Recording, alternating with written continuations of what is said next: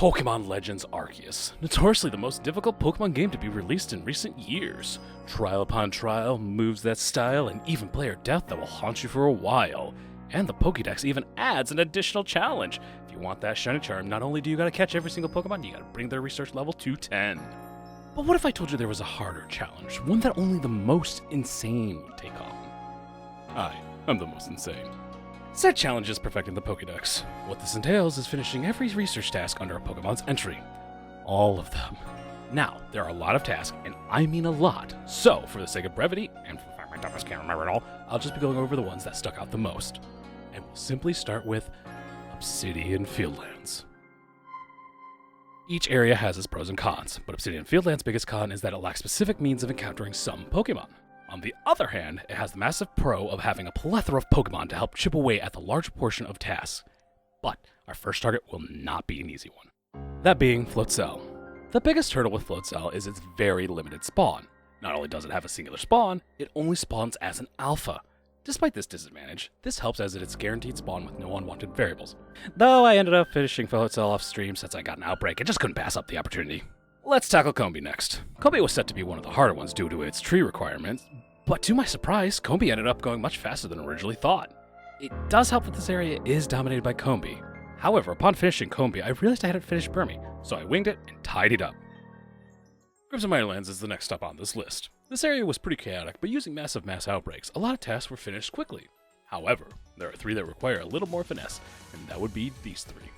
First up is Barboach. Barboach should have been the hardest one considering I needed to sneak up on it and the water physics don't play nice. Thankfully, I got lucky with a mass outbreak and managed to finish up without too much fuss. Vespiquen and Pachirisu, on the other hand, Not so much. outside of the alpha, Vespiquen is a fairly rare spawn, and Pachirisu requires to be knocked out of a tree 25 times. 5 more times than Vespiquen! The best part? They share the same tree spawns! But nevertheless, I must persevere. And funnily enough, Vespiquen was the easier of the two. Pachirisu, however, took too long. But I got it done. Now, it's off to Cobalt Coastlands, and I hate this place.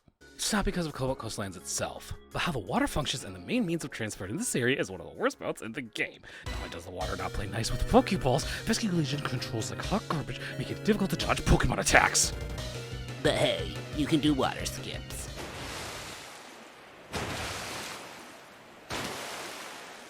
Back on track, Tentacruel will be the first and easiest. We just gotta catch it as an alpha, which is easily done, if only a bit repetitive. Basculin should be up next, but due to its spawn locations, we'll be coming back to it later on. So for now, oh hey, shiny Murkrow. Next, it was time for the true terror of Cobalt Coastlands. Apom. Basculin is being saved for later, that's to fish for a better spawn. Apom, on the other hand, has a singular, guaranteed spawn out of all of Hisui for a singular task, and that's at this tree in Cobalt Coastlands. The upside? Only gotta knock out the Apom 15 times from this tree. The downside? That means exiting and leaving every attempt, including the ones in which the tree doesn't spawn an Apom. I lost count of how many times I came and went, but Apom was eventually finished. Up till now, I've been following the story progression for choosing each area, but we're gonna change it up here and go to Alabasta Icelands. No real reason, it's just how the script is written. First on the list, we'll be hunting Lickitung to feed it. And how many times do we need to feed it? That's right, 50 times. Good thing there's more than one here and it doesn't seem to aggro easily.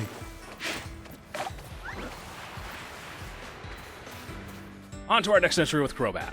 Crobat is a little out of the way, and with us needing to catch it in flight, this one should take a while. Thankfully by now, I've gotten better at aiming, and aside from the trek to this location, this was fairly quick. Now, it was time to move on to Coordinate Highlands, and boy howdy, do we have some fun ones here. And the first on that list would have to be the Clefailine. And there's a bonus. The location we find the Clefailine at, we can also find Basculin. That said, Clef and its kin can only be found at night. So during the day, we collect Basculin, and during the night, we focus Cleffa, Clefairy, and Clefable. And in time, we collect the finish on both. And would you look at that, we have another double feature, but this time, they share the same spawns, Cherubi and Cherub. At first, I struggled to find their spawns, but eventually, I found a near-perfect path that led to the perfecting of their ear and trait. Clap! With all good things must come the bad, as it was now time for another pain in the rear. Nosepass. All you have to do is knock Nosepass out of some Tumblestones, but there's just one issue. Bronzor also spawns out of the same Tumblestones, and is more common, so it was a battle before we finished Nosepass and moved on. And now, the end is in sight. Only a few remain, but these last 7, not counting evolutions, are bound to be the most difficult of them all. Some merely need to spawn, some need specific conditions when caught, and some are outright evil. But all come from STDs. What? Space-time distortions. Okay, fine, I won't steal another joke from Alpharad. Post-production guy here. I forgot to get all the footage of the space-time distortion, so I do apologize if there's a lack of that here. From here on out, we won't have a set area path. We'll just be going from easiest to hardest. And so, we make for Alabaster Icelands. Our target here will be Sizor. We only need 1, but since it shares its spawn with Oshawott line, it could take a while. Yeah, we got Sizor fairly easy. Off-stream. On to Obsidian Fieldlands! Another easy one, we need to get Weavile. Though we can catch Sneasel and evolve it to count, it just has to be Johto Sneasel since there is no Hisui in Weavile. Since Weavile only shares its spawn with Johto Sneasel, this ends up being the shortest one yet. Not really thrilling now that I think about it, just a matter of patience. Our next destination is Cobalt Coastlands. Next up is Magnemite, and subsequently its evolutions. Funny enough, all 3 can spawn here, but Magnezone can be found in Cornet Highlands flying around, and we will need to catch it while it's flying around in the air, but I'll likely forget, so I'm mentioning it here. As for Magnemite, we just need to catch them as light as possible. And this is where Magneton and Magnezone slow progress, since I only need to catch Magneton and evolution counts for that. And Magnezone won't be needed catching until Cornet Highlands. Suffice to say, I was happy to get this one done, but not happy with my return to Crimson Mirelands. Our hunt was now for Porygon and its evolutions, but thankfully we just need to catch them. The caveat, Porygon shares its spawn with the Cyndaquil line. While Cyndaquil is my fave starter and Quilava is the best SSS boy ever, I need to put aside my bias long enough to finish this step. With perseverance, enough Porygon were caught, evolved, and tucked away to move on.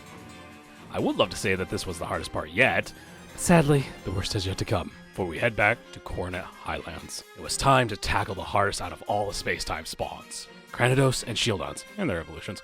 But by the time I reached this point, I had grown very worried. Not only do I have 2, technically 4, Pokemon to hunt, I also had to worry about Rowlet spawning. These space-times alone filled me with a seething hatred for this bird. Time after time, Rowlet after Rowlet, and I was starting to lose hope. Until a savior appeared before me. I was in so much shock that I forgot to nab a video of it, but there he is. And thus, I continued forward, bursting past each Rowlet until I had finished Cranidos, Rampardos, Shieldon, and Bastiodon's entries. And at this point, it was only a matter of time, and now to get to the final Pokemon. It was time to hunt down Bonsly, and to make this easy, I knew an area back in Crimson Mireland where Bonsly spawned, and better yet, I only needed to knock 3 of them out of Tumblestone deposits.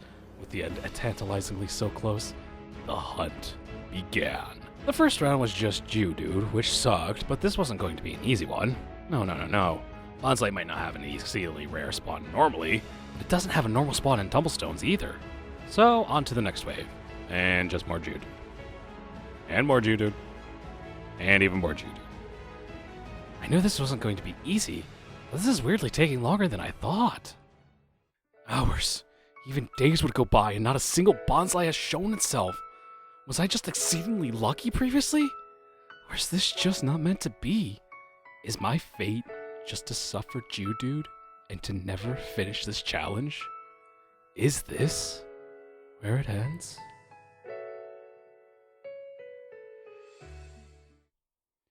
No, I refuse to give up.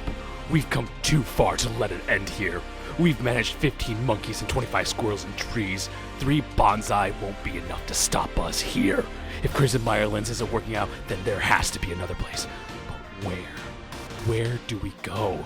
And thus, the Pokedex reveals the path forward. Cornet Highlands.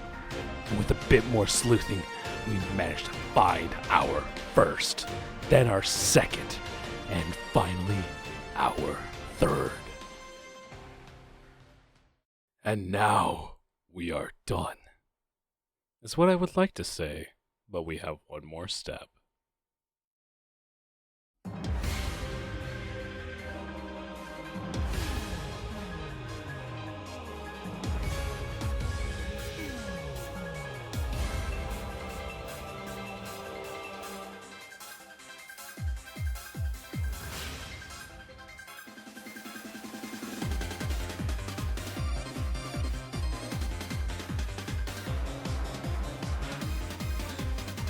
Now, every entry perfected, let's see what Lamton has to say. Oh, seems let's have a look. What's Libby? I'll have to update her. There's the last Pokemon. It's done.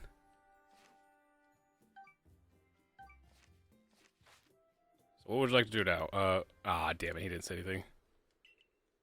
Well, that was disappointing. Yet, despite that disappointment, this was a fun, albeit long, journey. I stream most of this over on Twitch and still stream to this day. If you want to catch me live, I usually stream Fridays through Sundays. I don't have much in the way of final thoughts, so I'll just end by saying I've thoroughly enjoyed my time with this game. But now, it's time for Legends ZA.